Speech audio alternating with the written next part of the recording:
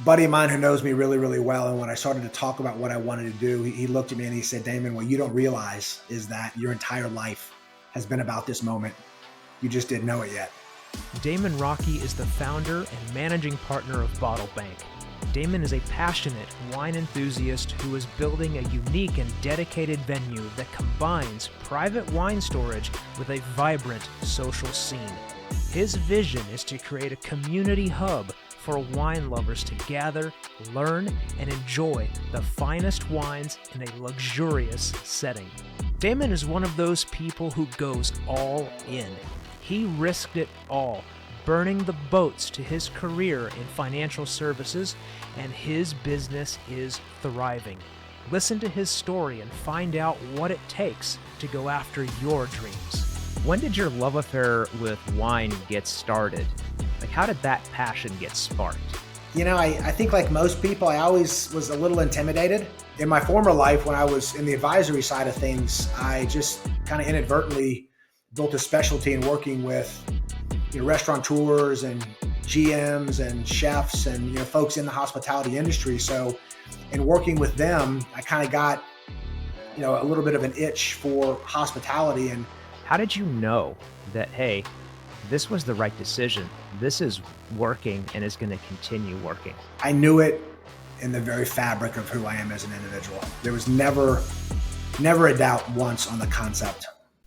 Before we jump into the episode, do you ever get so wrapped up in your business you forget it's time to get someone special a gift? Not the same boring flowers or cookie cutter bauble. No, you want something unique, one of a kind. Guys, I got you.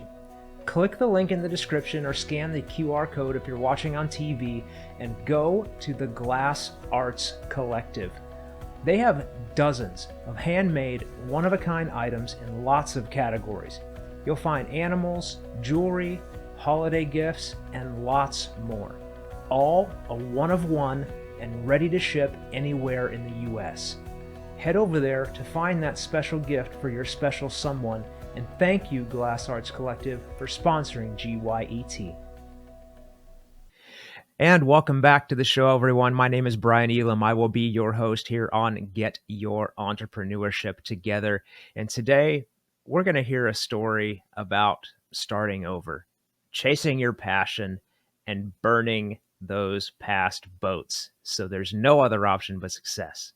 And I have a great man here to help us through that journey today. Damon Raque is going to take us down that path, tell us his story, give us those insider tips, those mindset shifts that were very important to secure success. So without further ado, Damon, thank you so much for coming on, man. It is a pleasure to have you here. Hey, thanks for the kind introduction, and it's a pleasure to be here. Absolutely, sir. So if you've seen my past episodes, you know what I like to do. I like to start at the beginning so people really understand who you are, where you came from, and then we build on that foundation from there. So if you can, tell us a little bit about where you grew up and what was your childhood like? I had the perfect childhood, honestly. I was born in Lexington, Kentucky, and we moved to Atlanta, where I currently reside, when I was around 6 years old. So I grew up outside of the Atlanta proper, kind of in the suburbs. And just had, again, a wonderful, wonderful childhood. Had two incredible parents who made tremendous sacrifices for my sister and I, and just a loving, supportive environment. They always encouraged us and, encouraged us to be independent and spread our wings and, set an example with words and actions. And again, just a wonderful place to grow up. Just geographically, it was kind of that Norman Rockwell type of environment. And yeah, it was great. So after that, I went to school in Florida and then spent a year in Minneapolis and then came back to Atlanta to start my professional career. Okay. And then what did mom and dad do? Were they into the entrepreneurship world at all, or were they corporate America? Like what were they doing? Yeah. So mom was kind of a traditional, stay-at-home mom, took care of my sister and I and took care of the household and, had jobs along the way as well. But, it was important to her, and she'd always said this, that she was never going to want somebody else to raise her children. So, she wanted to be there. So when we were at school, kind of that, 8 a.m. to 2, 3 p.m. type of window, she was out working in some capacity. And as we got older into high school and stuff and became a little more independent, those hours extended a little bit. But, she was always there to see us off in the mornings. And then when we got home from school, and my father was in sales, career salesman, and was in the food service industry. So not a, traditional entrepreneur per se, but being in sales, as you know, your income is based on how well you do. So there's certainly some entrepreneurial type of aspects to it. So not a hardcore entrepreneur family, but a hardworking one for sure.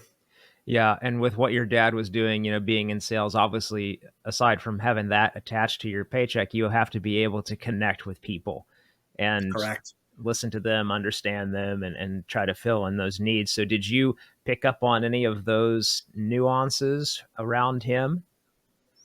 I did. I tell my dad all the time, I feel like I kind of got an informal education at the dinner table, listen to his war stories and his successes and his rough days, and, bosses changing, and, territories changing, and pricing changing, and switching jobs from different companies for different reasons. So, kind of got a real insight to that sales and consulting background, and, something I always loved to do. So my entire career was also in a much different industry, but that sales and consulting role, like you said, connecting with people and telling a story, and something I kind of related to along the way as well.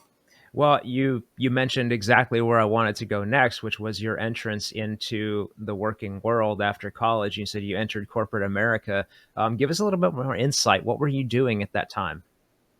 Yeah, it was interesting. I ended up taking a position with a company based in Minneapolis, Minnesota. So, pretty foreign for the Southern boy, but they had a really specific. They only hired 12 people a year for a training program, and they literally shipped us up there for 12 months and housed us in Owatonna, Minnesota, where the company was based. And the first, third of that was all technical knowledge. So it was an insurance company. So it was all hardcore, technical knowledge about insurance products. That second third was more about, presentation and, sales skills and professional coaching and those types of things. And then the third part of the training program was actually having us go out there and service open territories. So it's kind of that real world experience. And then we would, leave on a Monday, come back on a Thursday, and then Friday afternoon, we would all kind of debrief and talk about, we got this right, we missed this, and just kind of that best practices type of environment. So, 12 months, they paid us to learn. So, coming out of college after having that tremendous experience, I was pretty well equipped and was with that company for a couple of years. And then went out on my own and started a financial services practice. So I was advising clients, had my own financial services practice for roughly 4 or 5 years. And then I switched to the wholesale side of the business. So rather than advising the retail clients, I was now advising the advisors. So they would come to me and talk about their clients and their specific goals. And then, my team and I would design high-end executive benefit packages, estate planning packages, those types of things. And I did that for 15 years with the Fortune 100 company, handling distribution for them in the Southeast for a wonderful, wonderful career. Great company and great opportunity. And I was very, very grateful for it. Yeah, absolutely. It's kind of funny. Like my 9 to 5 that I do right now is in the insurance wholesaling business. So I know exactly what you're talking about. And I do have my own practice as well. So Oh, nice. yeah, it's very interesting how that just happened to manifest right there. I'm like shaking my head, smiling, like, yep, I know what he's talking about. Are you on the life side or the annuity side or health insurance or group benefits, or what part of it specifically? So we specialize in the annuity side. Gotcha. Yeah. Yeah. We've partnered with another IMO that's in our downline, and they are the life side experts. So they facilitate all of our agents' life side business and planning and all of that. But yeah, we take care of the annuities. Gotcha. Right Yeah. on, man. So yeah, are you traveling Is your territory pretty local? You're in the car mostly, or a little bit of both? No, I do from my own practice. I do everything remote, so Got it. I just jump on the phone or the computer, whatever needs to happen. But as far as like my job, there is some travel involved because I'm on the new business team, but I'm also on the sales and marketing team. So there are some Got it. times when I got to travel, to events and things like that. Sure. But yeah, it's definitely a great career. It opened up my eyes to the world of possibilities as far as wealth building, wealth creation, and all of that. So definitely grateful. Definitely. That's awesome. That's great to hear. Yeah. Well done. So speaking of the financial services, when did you decide that it was time to leave and pursue something else? Like, take us into that time. Was there a particular moment, realization? Did something happen? Like, tell us that story. Yeah, it's interesting. So we were in the height of COVID. It was the fall of 2020. Everybody's in lockdown. The world's coming to an end. And like a lot of companies, the one I was working for underwent some significant changes in their distribution model. So territories were eliminated and other territories were consolidated. And at the end of the day, I no longer had a seat at the table. So I was at a point in my life where I had to think about what I wanted to do next. And the interesting thing was, again, I'd been doing it for 15 years. And if I was being honest with myself, was, kind of on cruise control. The territory was, I had built it and now it became more of a, management, maintenance type of role versus, a growth role. You're always growing, obviously, but, once you kind of have a territory, there's only so much you can handle. Now it's, managing relationships at that point that you've spent years building. So all that to say, there were times where I was a little restless and a little bored and a little stagnant, but at the end of the day, it was a tremendous career and the ends kind of justified the means. So I always kind of came back to, life's pretty good. Could you do more, or are you making the impact you could, or, are you living up to your full potential, and could you stretch? And I think the answer to all those questions were yes. But again, at the end of the day, I was kind of winning at the game of life. So I just kind of went about my way. And then COVID hits and I'm no longer employed by the company anymore. And I said, this is probably a good thing because this is going to force me to make a decision that I probably didn't have the courage to make myself because I was just too comfortable. Mm. Sometimes life chooses for you. And I was trying to look at it in that way. So then I was at a point saying, well, all right, so now what do you want to do with the rest of your life? And so I decided to take some time off and really just, enjoy things again, coming out of COVID, reevaluating like I think a lot of people were. And after several months, I ended up taking interviews and started talking to recruiters and was kind of getting, back into financial services, and very quickly realized, I'm going to get into this and I'm going to be re-energized for 18 months to 2 years. And then I'm probably going to be right back to where I was before. So, what do you want to do? And I'm like, man, I'm 45 years old. I've got no wife. I've got no kids. I've got no real responsibility. I literally can do anything I want to do anywhere in the world. Most people never get that opportunity, and even fewer get it in the prime of their life. So I said, all right, man, what are we going to do? And I thought long and hard about it. And I was, brought back to a conversation I had with myself when I turned 40, kind of that self-reflection that I think a lot of people kind of take at that stage in their life. You sit back, you're like, man, I'm pretty much halfway done. I know it's a big number that causes It you to is. stop for just a minute. I know. It is. And I'm like, am I happy? And am I doing the things I want to do? And, again, you kind of take inventory. So I realized at that point in my life, what I wanted for the second half was really remarkably simple. I knew that I wanted to eat great food. I wanted to drink great wine. I wanted to travel to amazing places and stay in beautiful hotels. And I wanted to do that with people that I love and care about, who love and care about me. Because what I realized was the very best moments of my life were centered around some combination of those things. So that was kind of the guiding principle behind Bottle Bank. and kind of the genesis of the idea. So with that as kind of a guiding light, so to speak, I went off and said, well, let's look at building and creating some type of environment, some type of experience where like-minded individuals can get together. They can eat great food, drink great wine, have great conversations, discover new things, and walk out of the place every night going, man, there's never been a bad night in there. So That's a that's beautiful uh, thing. that's how it kind of came to be. That's a beautiful thing, man. And that Thank you. level of reflection is you're right. It's not something that most people get, let alone the opportunity. And I can't tell you how many people I've talked to that COVID was the turning point for them. Yeah, It's incredible how much, everybody likes to focus on the negative, especially the media of that whole situation, but there's so much positive that came out of it too. I'm so glad that most people that I talk to and interview have had that experience, because that needs to get out there. So let's go back a little bit. Before Bottle Bank was even a thought in your mind, when did your love affair with wine get started? Like, how did that passion get sparked? I was always kind of intrigued by it.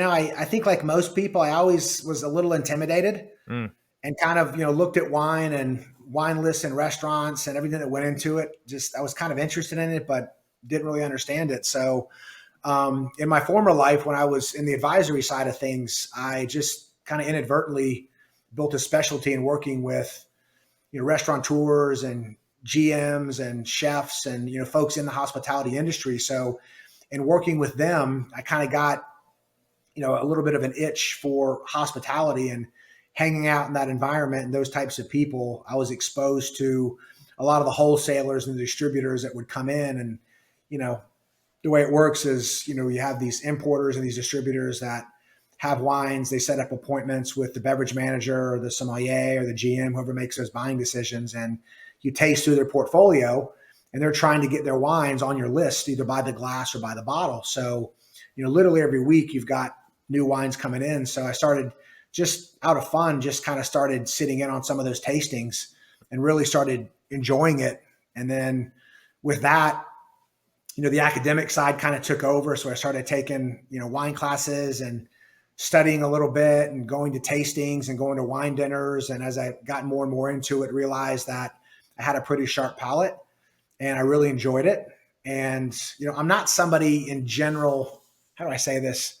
I'm not, some people are just more academic in nature. They love to study. And I was really never one of those individuals, but, wine was something that I love to just read about and jump online and say, wow, I've never had this varietal before. What is it? Where is it grown? Why does it taste different from that varietal? And when you realize you're learning about something, you're seeking knowledge about something that you just naturally enjoy, that knowledge sticks a lot more than stuff you have to study like calculus or something. So 100%. yeah, and then it kind of went from there. The more you drink, the more you like it. The more you like it, the more you learn. The more you learn, the more you drink, and it's just an interest becomes a passion. Yeah. And I think it's really great that you went into the learning and education side of it, because we tend to be very hard on ourselves when we're struggling to learn something, or, commit things to memory, like you say, like calculus, or maybe if it's not even that, if it's something else that we've got to do either for our job or for our entrepreneurial venture. But it really can help people clue into their strengths or their true passions when you stop and think, again, how important that is, to stop and think, hey, I'm having an easy time learning about this new thing and I love it. What does that tell me about me? What does that tell me about where I am in my life right now? It's a very interesting thing to kind of take stock of, depending on where you are in your career and your life. Would you agree? I 100% agree. I think that's very well said.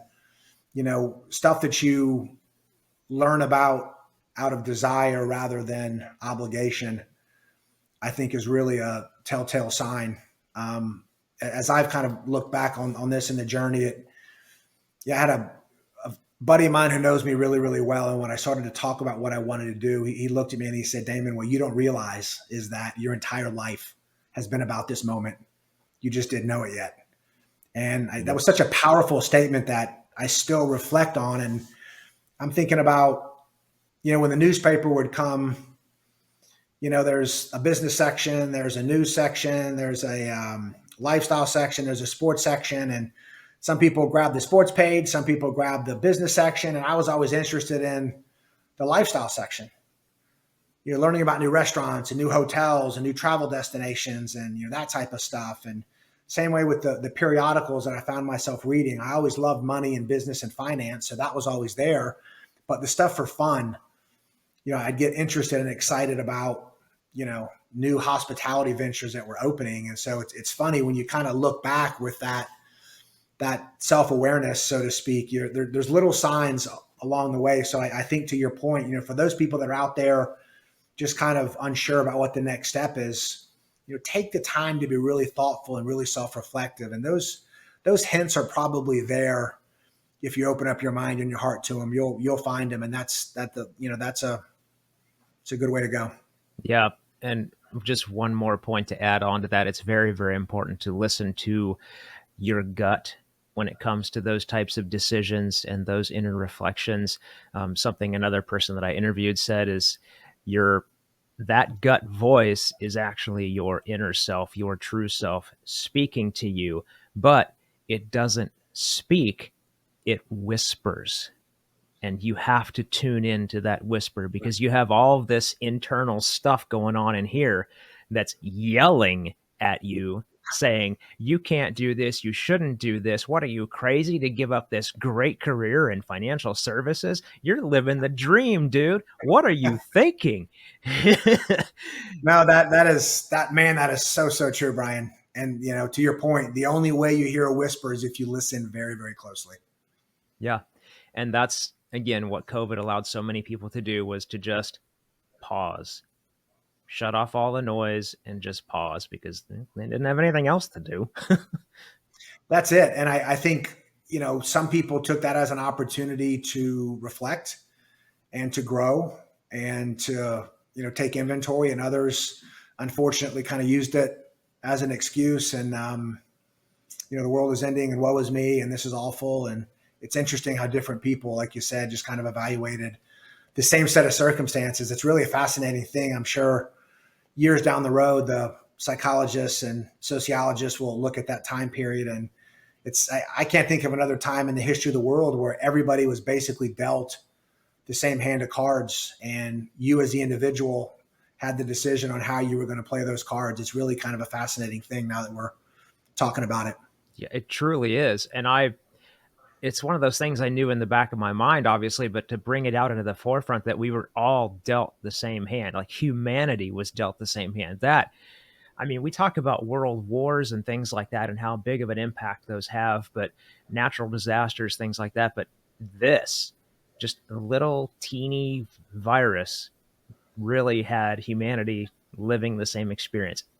Incredible. I had never put that to the forefront of my mind. So I'm glad you said that. So talking about that point in time and looking at things differently, as entrepreneurs, we look at the world differently. We see opportunities, we see gaps, we see places that we can be of service. So take me into the development of Bottle Bank, and what were those opportunities, those gaps, those possibilities that didn't yet exist that Bottle Bank could fill? So I called a sommelier buddy of mine. I said, hey, I want to take you to lunch. I want to pick your brain. Because I, again, was looking for a little bit of direction. And we sat down. I said, hey, where do you see the biggest opportunity in the wine industry in the next 5 to 10 years? And without hesitation, he says storage. And I kind of scratched my head and I said, storage? He said, absolutely 100%. And I said, well, I guess if someone lives in an apartment or a condo or a townhouse and they fundamentally don't have space, I could see the need to store wine somewhere. But people that are into wine that have a house are going to have a big wine fridge or a wine cellar. Why would anyone need to store wine off premise somewhere else? And he looks at me and he says, Damon, you designed and built your house recently, didn't you? And I said, yeah. And he said, did you put in a wine cellar? And I said, yeah. And he said, let me guess, you're looking at the wine cellar and you're trying to figure out how to design it, how to rack it, thinking about how much capacity that you're going to need. And I kind of went, yeah. And he said, at the end of the day, you probably just built it out at maximum capacity, thinking to yourself, you know what, I'll never need it, but better to have it and not need it than need it and not have it. And at that point, I kind of knew exactly where he was going. I was like, yeah. He goes, what was that, 2-3 years ago? I go, yeah. He goes, let me guess, it's full. And I kind of laughed. I just said, man, get out of my head, And he goes, Damon, they keep buying and buying and buying. And I thought about it. I'm like, that is so true. If someone has a true passion for something, if it's cars or, I got buddies that are into sneakers and, girls that are into handbags and shoes. And if you're into something and you're fortunate enough to find a passion and have the means to pursue it, people will continue to buy and buy and buy. So I was like, you know what, that makes a lot of sense. I can relate to that. So at that point, I literally started researching wine storage facilities all over the world. And what was shocking to me was every single one of them was nothing more than basic utilitarian storage. It was a warehouse at 55 degrees where people stored cases of wine. And a couple of them might have had like a little tasting room or a little conference table where people could sit and have a glass of wine from time to time, but there was nothing experiential associated with wine storage. And I just said, man, the only thing that people who love wine, the only thing they love more than buying it is drinking it with other people who love wine. So I said, what if we create this experiential, wine-centric hospitality concept in conjunction with wine storage? So not only will we give people a place to store their wine, but more importantly, a place to enjoy it and experience it. And that was really kind of the genesis of the idea for Bottle Bank. And as the model morphed, it was initially, I think, primarily a storage business supported by a hospitality business. And now it's completely flip-flopped. Now it's primarily a hospitality business with a wine storage component. So I always tell people, we are in the experience business, and that's what I share with my team. Everything that we do and everything that we incorporate into Bottle Bank, we try to do it through the eyes of, the guests, because we're trying to create an experience, because that's what wine is. It's so connective, it's so communal, and we want to give people the opportunity to discover new things and create new friendships and relationships. And again, have it centered around wine and just have a hell of a time doing it. So that was kind of how we got from point A to whatever point we're at now. I don't even know. Well, in thinking about, listening to the guests and focusing on that experience, is that feedback from your patrons, is that what caused you to kind of shift that model from focusing on the storage to focusing on the hospitality and the restaurant and things like that? That's a good question. I think we got there before, just in anticipation. We started thinking about, okay, well, what do wine lovers love to do? They love to go to wine tastings. They love to do wine dinners. What enhances the wine drinking experience? Well, it's cheese, it's charcuterie, it's chocolates. Coming out of COVID, private dining experiences were kind of a big deal. So a lot of the local chefs here in Atlanta started doing private dining at people's houses, because restaurants were still, kind of coming out of COVID, a lot of restrictions in terms of spacing and indoor outdoor. And so these restaurants were struggling. So a lot of these chefs were moonlighting as private chefs, and that took off. So we kind of said, well, what if we hire a chef and, have an executive chef on board, and we give these members the ability to, customize these private dining experiences. So we can put together these customizable tasting menus to pair perfectly with these wines that they've been saving for special occasions. And, again, the model just kind of morphed, and it became more, hospitality centric than it did storage. And, from economics, business wise, we knew that, memberships and wine storage, that recurring subscription revenue in conjunction with creating a great experience in the lounge, combined really de-risked the whole hospitality model, which is an incredibly difficult business. And again, going back to a lot of buddies that own restaurants, I would never be in the restaurant business. It's such a difficult, brutal business, razor thin margins. And, we thought that we just kind of built a better mousetrap in, tweaking the model a little bit. So that's kind of how we arrived at where we are today. Yeah, it's super interesting that you were able to essentially combine a membership and then that experience with the eating, the food, the chefs and the tastings and all of that. Yeah, it's a powerful combination. And in thinking about that combination, and you said, going from point A to point whatever we're at right now, um, Yeah. how did you how did you know that, hey, this was the right decision. This is working and is going to continue working. Was there a particular moment? Was there a particular like revenue number that you were looking for? Like, how did you know that, hey, I made the right choice? I, that's such a good question. I knew it in the very fabric of who I am as an individual. There was never a doubt once on the concept.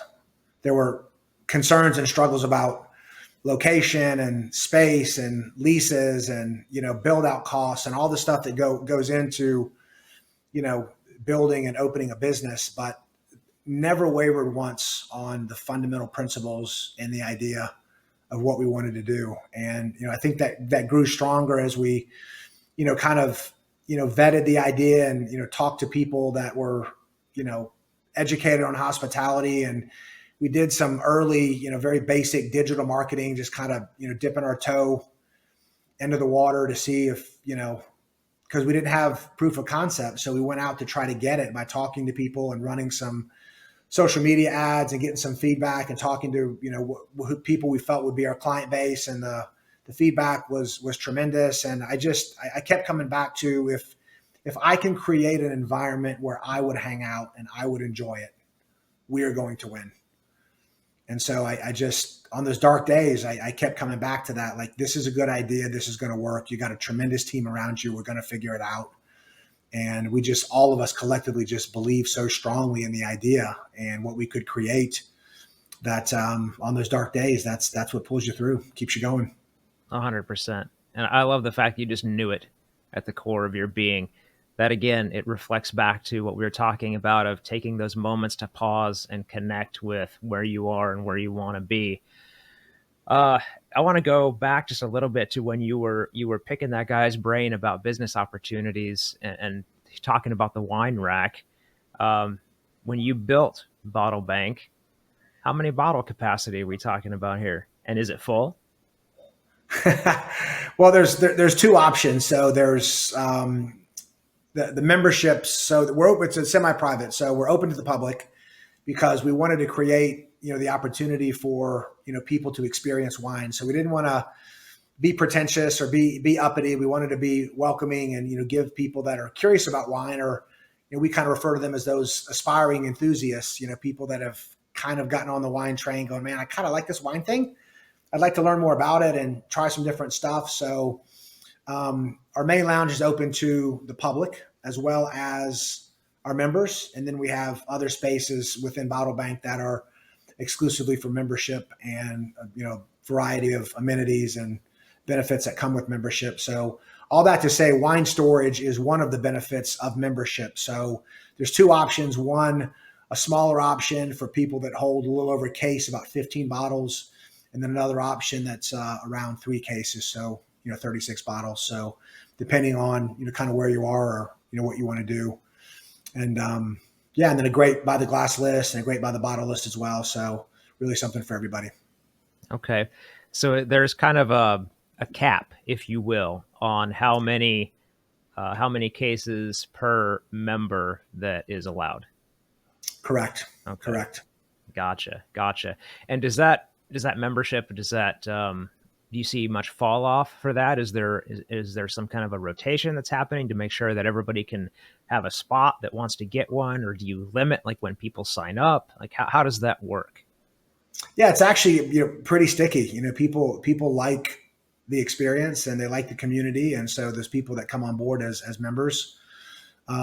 are enjoying it. So it's very sticky. We don't see a lot of people falling off. And then obviously we have a maximum capacity for membership. So, every once in a while people fall in, they move or they relocate or something along those lines.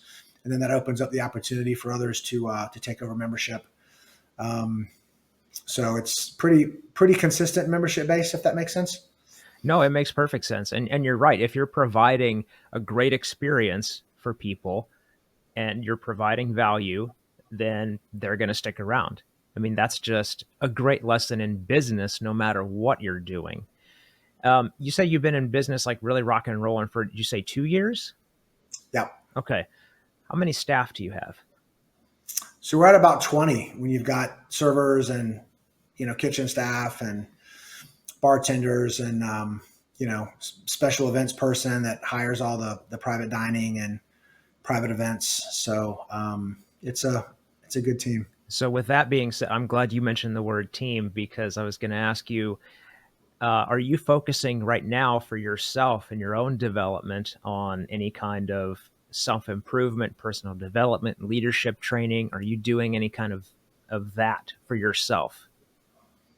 I think, the short answer is yes. I think all of us need to do that. So I'm constantly, reading books and reading articles and, on the business management leadership side of things, but also on, just wine in general, because it's a constantly evolving subject with new places producing wine and, new producers coming into the market and, varietals being, brought back to the forefront. And so there's lots of fun things, new vintages and new wines that are coming out. So you have to kind of stay current on all of that.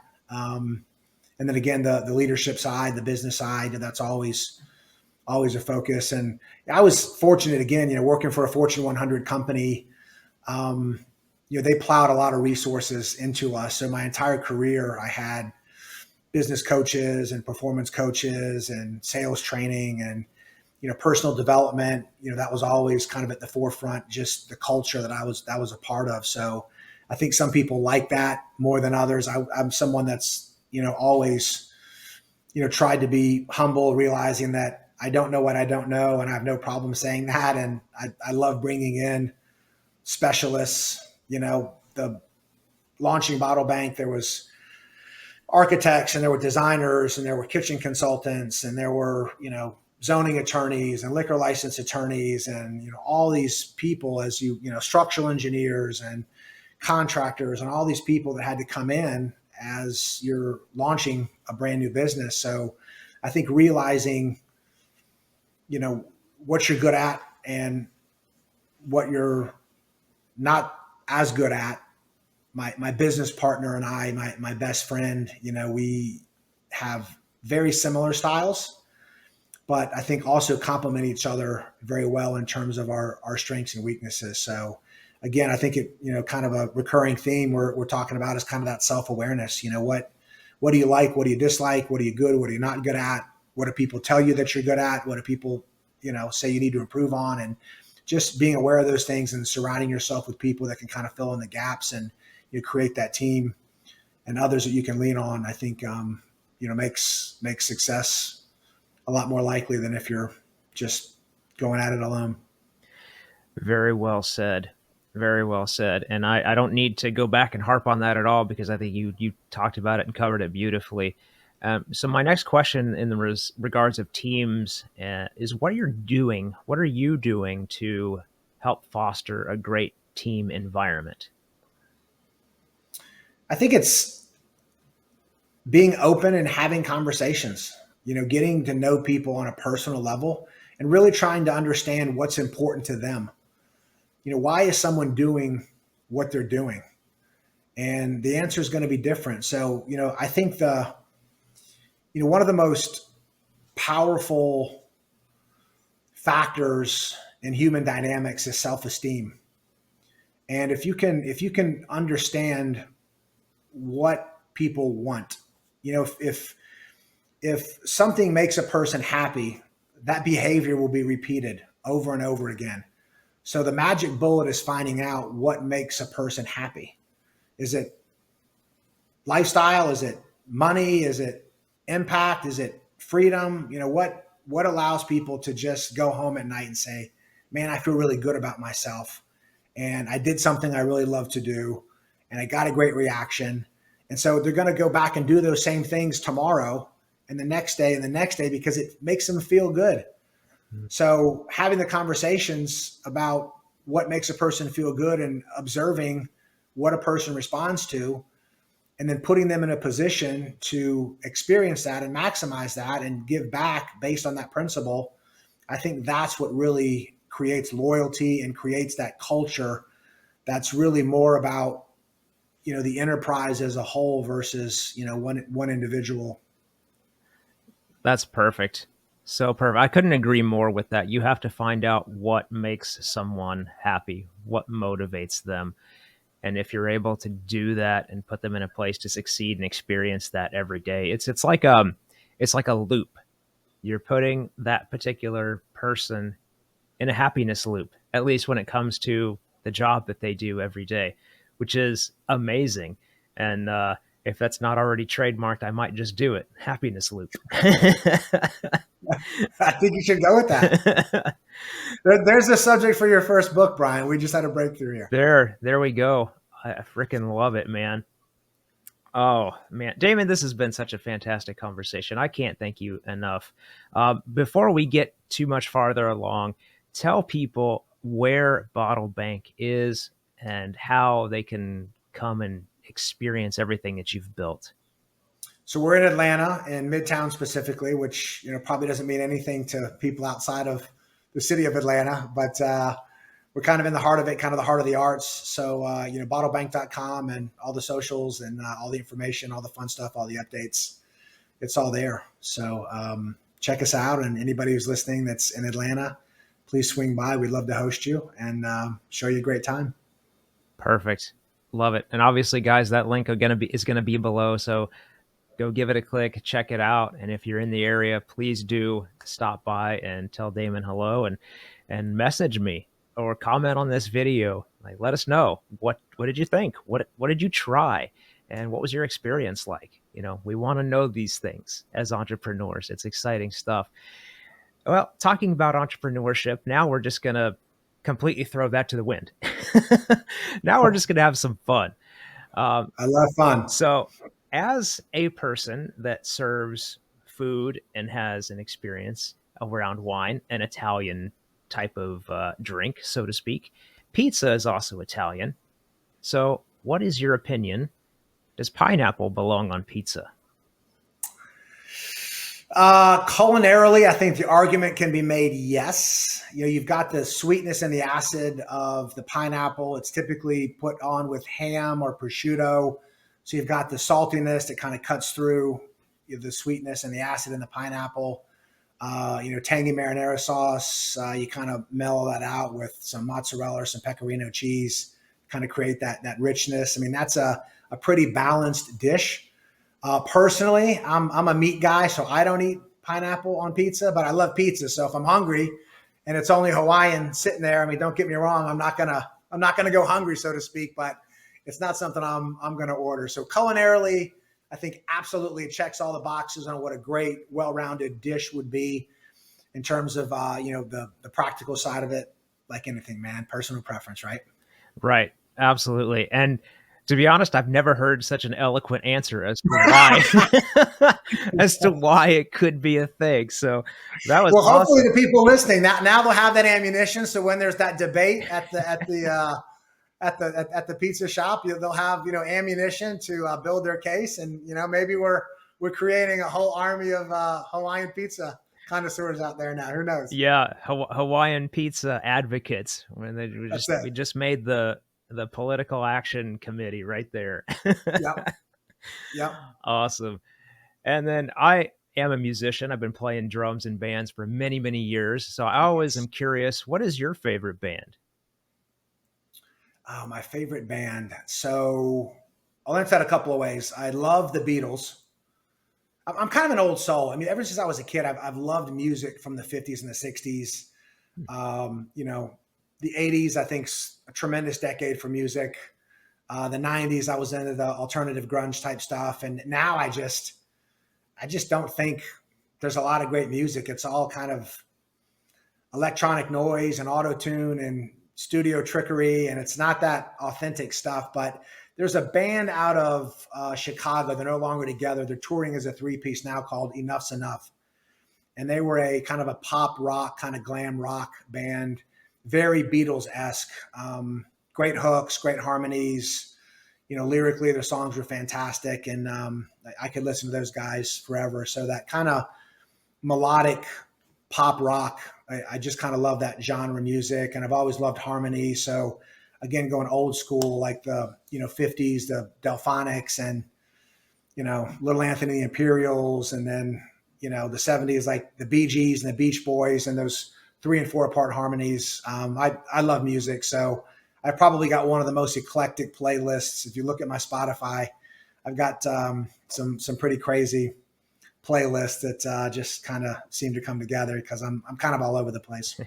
Yeah, well, just from going through the decades there, running the gambit, I can see that you're not an individual that can be pigeonholed musically, and I definitely agree with you on the melodic side of things. Anything that I listen to has to have a melodic component, Yep. otherwise I'm out. It just doesn't vibe with me. I totally get that. And So, question back at you, Brian, yes, sir. as someone that doesn't play an instrument and has always been envious of people that have that talent. Greatest drummer of all time. Oh, Lord have mercy right now. And if that's too difficult, you're on the spot. Give me a short list of top 3. Okay, so top 3 in my mind is going to be Ringo Starr, just based on feel. Nice. Not an answer you hear very often, but I like that. Yeah, because people focus on technique and flash and all of this kind of thing because that's what impresses people traditionally about drummers. But if you're a true musician or fan of music, you're in it for the feel, the feeling, the emotion that it gives you. And if the drummer is just laying it down, then that's what it is. So yeah, Ringo Starr for sure. Technique wise and being a pioneer in the industry, I got to give it up to Neil Peart of Rush. Fantastic, very introspective human being. And then one more. Oh, Josh Freese. Okay, that name I don't know. He is who? You don't know him, but I would bet if you're listening to 90s to early 2000s music, about 80% of those tracks has his drumming on them. He is Okay, a studio workhorse machine. Um, gotcha. Alternative scene, 9 Inch Nails, all that. He was like the man, the first call when those bands needed a studio guy. Gotcha. Just kind of a gun for hire, so to speak. Guy that could step in and learn anything and contribute, and like you said, kind of round out the whole track. And that's interesting. John Freeze, Josh Freese. Josh Freeze. Yeah, yeah. Interesting. I'll have He's to look him up. he's actually playing for the Foo Fighters now. Ah, okay. Yeah. I thought Taylor Hawkins' son was playing. Was that just a couple of That pop up that was just a appearances? Or? couple that was just a couple of appearances. Obviously he was there for the tribute show that they did to Yep. Taylor. But yeah, he's still a kid. He's still in school, he can't be touring the Gotcha. world. Yeah, Um, that makes sense. so That makes yeah. sense. So they brought Josh Freese in and of course he's just killing it. Yeah, yeah. Well, there's some great drum pieces in the Foo Fighters. I mean, that I always thought, the guy that comes in and plays for Dave Grohl's band as a drummer. I mean, that's a pretty tall order. So good for him for standing out and keeping it going, man. That's cool. Yeah, it's a little bit of pressure. And then, funny story in regards to that in my own band, our vocalist is actually also a drummer. And so when so you can relate. yeah, so I can totally relate because when he joined the band, I'll never forget this. He listened to some of our tracks we'd already recorded, and the rest of the guys relayed to me that our vocalist said that you've got a really good drummer. Like I like what he's doing, and I knew at the time he was a drummer as well. I was like, Now that is some validation. I like that.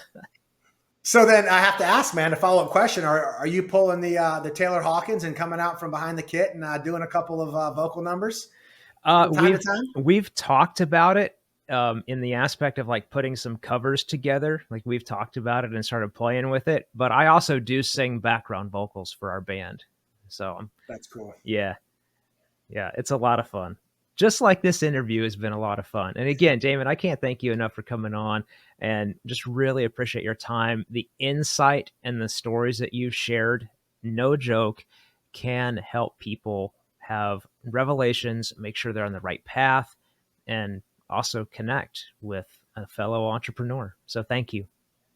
Well, hey, again, thanks for the opportunity. And again, thanks for all that you do. And you've had some great people in your podcast. And I was really, really flattered by the invitation and grateful to be a part of it. So thanks for having me. 100%. All right, guys. Well, you know what to do. Like the show, share the show out with your network. You never know whose life you can positively impact with just a simple and free share. Leave a comment below. Let us know what you think, especially if you go visit Bottle Bank. We want to know what you thought. And until next time, peace. See you in the next one.